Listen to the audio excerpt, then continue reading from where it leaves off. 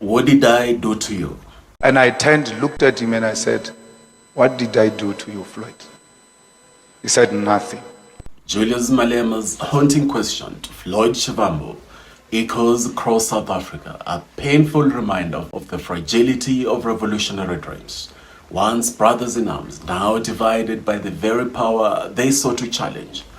But this is not just their story, it's the story of Africa's relentless pursuit of change, of the countless movements that have risen and fallen in the quest for a better tomorrow.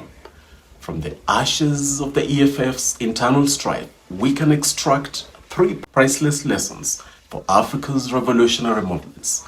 From Bobi Wine's National Unity Platform to Kenya's formless youth-led movement. Firstly, power, even the promise of power, can be a corrosive force, eating away at the bonds of solidarity that once seemed unbreakable. The offer of a seat at the table, the promise of influence, the temptation to trade principle for progress. These are the silent assassins that have failed many a revolutionary dream. The second lesson contains a proven vaccine to the corrosive nature of power. It is not enough to rally against external oppression. Revolutionary movements must also tend to the internal ecology of dissent and dialogue. They must create spaces where voices can be raised without fear, where differences can be articulated without fracturing the larger vision. If physical wounds aren't dressed daily or regularly, they will result in sepsis that may progress to septic shock and subsequently death. Similarly, wounds in revolutionary movements must be addressed regularly or they will result in the eventual death of those movements.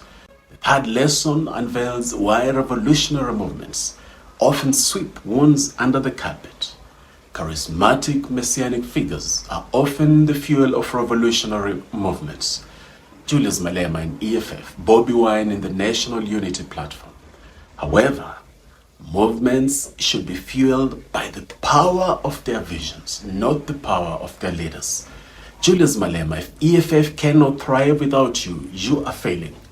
Bobi Wine, if NUP cannot thrive without you, you are also failing. The revolutionary spirit, like a flame, burns brightest when it's fed by a unified vision. Bobi Wine, you cannot fall into the trap of Western democracy, which exalts individuals at the expense of collective responsibility. Africa, in our revolutionary movement's substance, must be stronger than symbolism. A movement that fails to translate its revolutionary rhetoric into meaningful change for the people will eventually lose its momentum. Building movements that deliver lasting change is not child's play. Building transformative movements requires not just vision but patience, not just passion but pragmatism. The true measure of a revolutionary movement lies not just in its ability to criticize but in its capacity to create. For Bobi Wine and the NUP, the path forward lies not just in challenging Museveni's rule, but in demonstrating day by day, moment by moment, what a different Uganda might look like. Revolutionary movements must be more than symbols of hope. They must be engines of real, lasting change.